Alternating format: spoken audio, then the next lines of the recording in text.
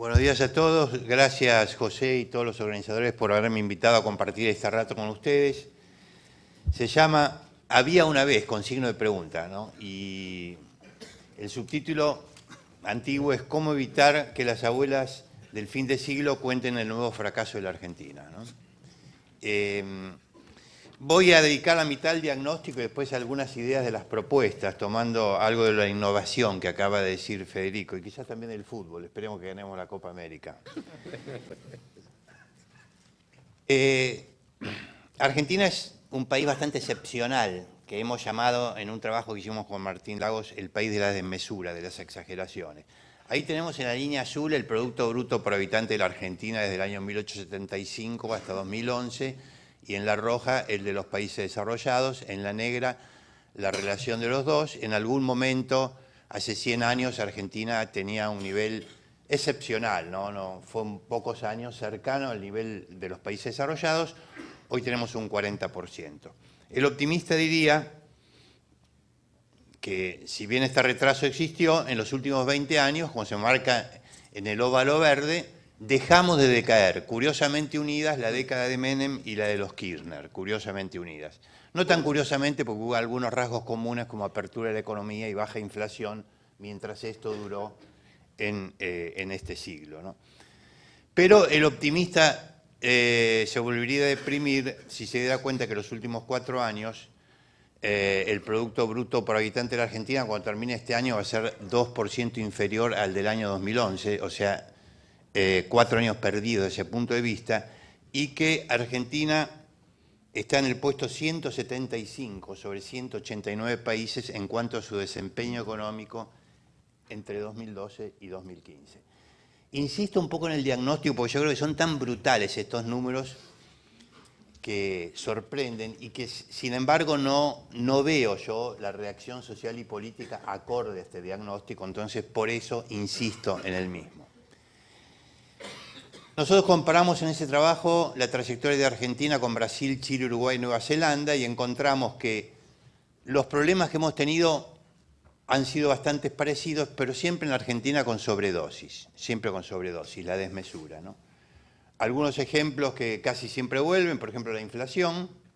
Estamos terceros en el mundo después de Sudán y Venezuela, en el mismo periodo 2012-2015, terceros en el mundo. Déficit fiscal, violentas aperturas y después violentos cierres de la economía, o sea, todo en dosis exageradas. Y un tema en el cual quiero poner el énfasis casi central del diagnóstico, que es la cuestión de la estructura impositiva y la presión tributaria. Argentina en este momento tiene 37,5 de presión tributaria, que es mayor que el nivel promedio de países desarrollados, emergentes e inclusive que Brasil, que tiene muy alta. El caso de ganancias, a pesar de las distorsiones, ¿no? A pesar de no hacer ajuste por inflación ni en ganancia de las personas ni en ganancia de las empresas, en porcentaje del total recaudado, los países desarrollados la mitad de lo que recaudan es impuesto a las ganancias, América Latina el 25,3%, Argentina el 17,9%. Gran problema que habla bastante de nosotros, ¿no? Habla bastante de nosotros como sociedad. Realmente ahí hay una falencia muy importante. Somos el único país de la región con impuestos relevantes a las exportaciones de toda América Latina. Tenemos una bajísima recaudación del impuesto inmobiliario rural. Lógicamente no se puede cobrar inmobiliario rural si tenés retenciones. Este es el impuesto reconocidamente más progresivo y más progresista, incluso diría, de todos los que existen. Y tenemos la segunda total tax rate, según el estudio de Price Waterhouse y el Banco Mundial, en 389 países. Solamente nos superan las Islas Comoros. Yo no las conozco mucho, creo que ustedes... Para el agro se agregan tipos de cambio diferentes, restricciones cuantitativas a las exportaciones, a las importaciones, etc. O sea, no son impuestos, pero son trabas importantes. Y después tenemos esta bolsa compartida que yo creo que está en el corazón de la problemática argentina entre el unitarismo fiscal y el retraso productivo. El círculo mayor son los impuestos que llamamos distorsivos. La friolera de 7,7 puntos del Producto Bruto, 7,7% del Producto Interno Bruto. Estos son algo así como 40.000 millones de dólares. Impuesto distorsivo, ¿qué quiere decir? Que me bajan el precio de producir o me suben el costo de producir. No son neutrales, como es mucho más neutral el impuesto a las ganancias o el IVA bien cobrado. Una parte importante de esto, que asciende a 4,8% del PIB, son impuestos no coparticipados. O sea, es el gran invento de este siglo. Antes existía, pero ahora toma una proporción mucho mayor, por el cual se concentran muchos recursos en el Estado Nacional. O sea, que unitarismo fiscal y retraso productivo están hermanados en la misma estructura tributaria. Algunos efectos económicos muy conocidos, en el caso del agro, en trigo, 2002-14, Argentina pasó de 2,8 al 1,1 de la producción mundial, mientras que Brasil subió. ¿Se imaginan Brasil aumentando más la producción de trigo que Argentina? Que yo sepa, no es un cultivo tropical ni subtropical el trigo. Maíz mantuvimos, pero mientras tanto, socios del Mercosur aumentaron 1,8 y China, India, Rusia y Ucrania subieron también el market share. En soja aumentamos de 16,5 a 18,2, 1,7. De nuevo, Paraguay y Uruguay solitos aumentaron más que la Argentina el market share en el mercado mundial de soja. Paraguay y Uruguay. En carne tenemos el puesto 12º en exportación de carne, la 10ª parte de Brasil, y antes exportábamos el 28% del total de carne del Mercosur, ahora el 7%. Y finalmente en leche, casi el caso más escandaloso y menos conocido, Argentina en este periodo de 15 años subió 6%, 7% la producción, contra 70 de Uruguay, 66 de Brasil, 54 de Nueva Zelanda, 33 de Chile y 30 del mundo. Brasil aumentando 66% de la producción de leche es un caso análogo al que mencioné del trigo. O sea, estos números son realmente impresionantes, ¿no? O sea, en la discusión sobre década ganada o perdida, si la ve desde este ángulo, la década indudablemente se ha perdido en relación con la oportunidad que tuvo la Argentina. Esto también tiene importantes impactos macroeconómicos y no positivos. Como algo mencionó José en la introducción, Argentina ha perdido en este periodo unos 150.000 millones de dólares como mínimo de exportaciones. Parece que extrañamos la restricción externa, que antes siempre fue en la Argentina, entonces inventamos de nuevo, en el mejor momento de los últimos 100 años de precios internacionales, de nuevo la restricción externa. Ahora estamos usando el tipo de cambio como ancla, tenemos sobrevaluación del peso, permisos para importar, cepo cambiario, inversión 17 puntos del PIB, 17 y algo. Esto es bajísimo. Argentina, si aspira a crecer sosteniblemente 2020, 2040, etcétera, necesita invertir como 7 puntos más. Y bueno, y el crecimiento del PIB, como ya dije, hemos superado solamente a 14 países y nos han superado 174. O sea que el mundo se nos vino abajo y toda esta historia no tiene ningún asidero en la realidad, ¿no? Pero además hay efectos políticos y sociales, no son solamente económicos los efectos. Argentina es un país, es muy evidente, dificultad de gobernar, dificultad de desarrollar instituciones inclusivas, que se han mencionado tanto y tan bien acá. Eso lleva a que cada tanto la ciudadanía se le ceda el poder o las Fuerzas Armadas en el pasado se arrogaran el poder para resolver el problema y entonces, bueno, a alguien le damos todo el poder para que se arregle.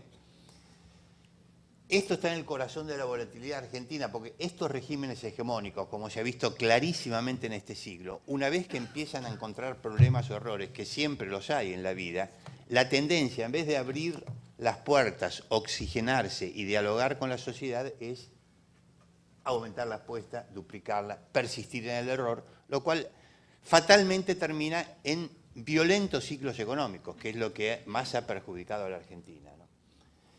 En el caso de lo fiscal, ningún presidente argentino, a pesar de lo que decía la Constitución, ha mandado un proyecto de ley de coparticipación al Congreso. Ya tenemos, pronto vamos a cumplir 20 años de incumplimiento de esa cláusula de la Constitución. Otra consecuencia es un menor desarrollo del interior, tanto por menor producción de materias primas como menor valor agregado local, la tan pregonada industrialización de la ruralidad. Hay un subsidio implícito con todo este esquema tributario, la concentración metropolitana, fundamentalmente en el área metropolitana de Buenos Aires, en alguna medida también en Rosario, agravado por los subsidios explícitos a energía y transportes que en una enorme proporción son mucho más fuertes en el área metropolitana que en el interior del país. O sea, hay una política no explícita, pero muy clara de concentración metropolitana con muchas consecuencias negativas que esto tiene.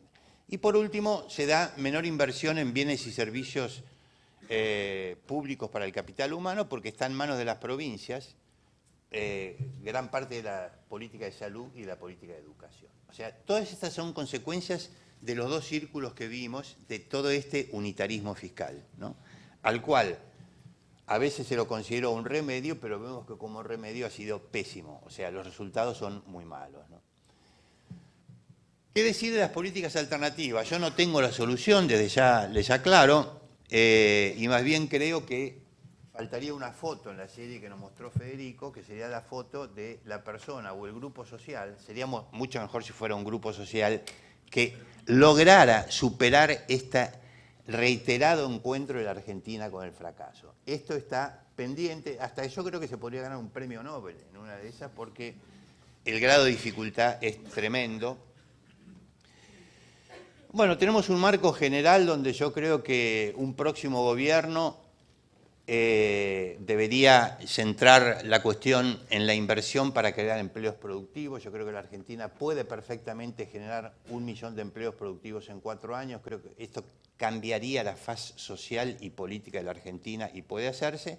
Se enfrenta una tremenda dificultad, que es que hay que estabilizar la economía, aunque sea gradualmente. No podemos seguir viviendo con esta inflación, en un contexto donde además es necesario corregir precios relativos. O sea, claramente Argentina tiene una moneda sobrevaluada y tiene un nivel de subsidios que no es sostenible, alrededor de 5 puntos del Producto Interno Bruto. Los sectores pudientes, mayormente representados en esta sala, recibimos como subsidio a la energía y los transportes no menos de 12.000 millones de dólares por año. 12.000 millones de dólares por año. Pero como me dijo una alumna ayer en clase, aquí, me dijo, sí, pero yo cuando hablo con mis amigas me dicen, yo no voy a poder pagar la luz y el gas por más que vivan en un country. O sea, tenemos una problemática social aguda también con esto.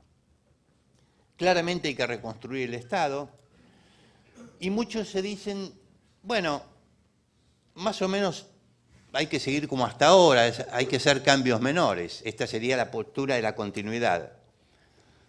Sin embargo, la demanda de alimentos, pese a lo que dijo José, que yo comparto, todos los mercados potenciales que tiene China, que son gigantescos, que tiene el mundo, no tiene China. Estaba pensando en China, porque China solamente el consumo de alimentos crece 30.000 millones de dólares por año. Por supuesto, ahí Argentina tendría oportunidades de valor agregado tremendas, pero en los acuerdos que hicimos con China, este acuerdo estratégico, no hubo ninguna presión relevante de Argentina para que nos permitiera colocar productos de valor agregado. En gran medida porque por ahí si nos piden la cantidad no vamos a tener la oferta. O sea que eso está ausente de la agenda, ¿no? Y el otro problema de seguir como hasta ahora es que el país está organizado, yo diría, para mediocremente desenvolverse con la soja a 500 dólares. Con la soja a 350 dólares tenemos un problema. O sea, no se va a poder seguir como hasta ahora. Y después es bastante común decir, bueno, Brasil y Uruguay han resuelto este problema directamente eliminando todo tipo de trabas, todo tipo de restricciones, no hay retenciones a las exportaciones y funcionan bien. Yo sinceramente creo que ese camino difícilmente sea viable en la Argentina, y más aún, creo que puede tener algún peligro, porque yo me interno en ese camino, aparece un problema y puede haber un retroceso, un tener que volver atrás, con lo cual sería una enorme frustración. Yo creo que Argentina necesita una política integral para el desarrollo agroindustrial. Creo que esto es un gran ausente, es un tema del cual no se habla, no se discute, no hay seminarios, ni en las academias. Ocasionalmente hay muchos seminarios sectoriales. Este puede ser una excepción y para eso estamos acá, ¿no es cierto? Por un lado, claramente tiene que haber incentivos, eso sin ninguna duda. Yo creo que hay que eliminar toda restricción a la cantidad exportada, los ROI y toda otra forma. Tiene que haber acceso libre a las importaciones. Hay que eliminar las retenciones de manera gradual o inmediata según los casos. En esto está claro que las retenciones a las economías regionales son un mamarracho, de la misma manera que son un mamarracho las retenciones que tienen las exportaciones de industria manufacturera. O sea, los bienes industriales en Argentina tributan un 5% de impuesto a la exportación. Esto es una cosa incomprensible en cualquier país del mundo. El pago a cuenta de ganancias podría ser una alternativa para transitar esto y de paso yo creo que tendría un impacto de blanqueo en la economía importante, que vemos que recauda muy poco de ganancias. Tenemos que recuperar la neutralidad del IVA. Acá hay muchos sectores que acumulan saldos y créditos fiscales que después nunca pueden recuperar. El ajuste por inflación tanto en ganancias de las empresas como de las personas. Un tema del cual tampoco se habla mucho es la cuestión de los diferenciales arancelarios. Como dijo Carlos, tenemos el polo oleaginoso más importante del mundo por lejos, pero eso fue posible porque Argentina, curiosamente, ha tenido una política de Estado de mantener el diferencial arancelario entre el grano y los aceites a lo largo de 30 años, curiosamente con todo tipo de gobiernos. Y tenemos que ir a un federalismo fiscal, ¿no es cierto?, con menor centralismo, desarrollo del capital humano. Si no atacamos el tema de la mesa de los argentinos, el tema de la mesa de los argentinos nos va a atacar a nosotros. Esto yo lo tengo muy claro y por eso me gustó la mención de lo que está haciendo el Centro de Agronegocios y Alimentos de la Universidad Austral sobre seguridad alimentaria y explorando caminos, porque el conflicto, si bien está limitado básicamente a la carne y la leche y en menor medida al trigo, existe el conflicto entre exportación y mercado interno, teniendo en cuenta los usos y costumbres de la Argentina. Ustedes me dirán, pero en Uruguay no existe. Está bien, en Uruguay no existe y acá sí. Esa es la realidad. Si yo no lo acepto, me voy a chocar contra la pared. Lo más probable es que me choque contra la pared. Estos hay que pensar en esquemas de subsidios que podrían ser permanentes vía la asignación universal por hijo, que de paso se podría hacer una política nutricional por esta vía, porque se podrían dar mayores descuentos a alimentos más nutritivos. La malnutrición, como destaca este trabajo de la Universidad Austral de la Ciudad de Rosario, es un problema mucho más serio que la desnutrición en la Argentina, pero es muy importante. También se podría pensar, y estoy simplemente especulando en voz alta, subsidios transitorios ante emergencia, sobre todo para los dos productos más sensibles que son la carne y la leche. Cuando la leche se fue a $5.000 la tonelada, evidentemente generaba un problema interno. Hay que repensar el tema del IVA a los alimentos procesados, que tiene una alícuota insólitamente alta del 21%, muy pocos países tienen algo semejante. Y el otro punto fundamental es la cuestión de cómo coordinar, cómo hacer posible simultáneamente en la Argentina que el desarrollo agropecuario no sea a expensa del manufacturero y viceversa. Acá es una de las partes donde el premio Nobel pendiente o vacante es más acuciante y difícil, ¿no? Claramente lo que se ha demostrado en los últimos 4 años es que no es posible la industria sin el agro. O sea, si yo persigo al agro y me quedo sin divisas, termino afectando seriamente el desarrollo industrial y espero que este sea un aprendizaje que lo capitalicemos. Ahora hay que mostrar y convencer de la compatibilidad del desarrollo agropecuario y el industrial. Y esta es una tarea que yo creo que en buena medida todavía está pendiente. Una clave es evitar la apreciación cambiaria, o sea, el gran temor de los industriales en la Argentina es que una avalancha de dólares, que además podría estar acompañada por avalancha de dólares financieros, si fuera un gobierno que esperemos ocurra y que genere confianza, puede tener una enorme avalancha de dólares financieros, además de los dólares comerciales, y eso puede generar un tema de apreciación del peso de muy difícil manejo, cuya única cura es algo a lo cual no hemos sido muy afectos en la Argentina, que es tener un superávit fiscal importante y también una política sistémica de competitividad de la que la Argentina carece. O sea, realmente creer que nosotros vamos a arreglar todo este problema que yo he diagnosticado tomando solamente una faceta de la realidad argentina, simplemente devaluando es un error conceptual. Que este tipo de cambio, evidentemente, no es, con la soja 350 dólares, no puede hacer funcionar bien a la Argentina, es absolutamente cierto. Creer que esa modificación del tipo de cambio, por arte de magia, va a resolver todo el problema, es un error. Y una política sistémica de competitividad implica la revisión impositiva que hemos mencionado, implica infraestructuras mucho mejores de las que tenemos, implica capital humano, ciencia, tecnología, crédito y mercado de capitales, de los cuales también carecemos.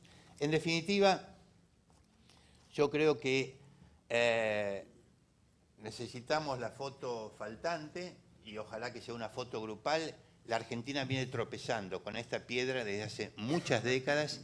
Creímos a principios de este siglo que habíamos superado la cuestión, hemos vuelto a tropezar con la misma piedra y yo sinceramente, excepción hecha de lo que he mencionado o el trabajo, por ejemplo, de Fada en Río Cuarto, no veo, sinceramente les digo, en la sociedad civil, ni en el sector empresarial, ni tampoco tanto en el académico, gente que esté trabajando en estas cuestiones con una visión de futuro 2020, 2030 o 2040. Así que yo les diría, o nos diría, manos a la obra, muchas gracias.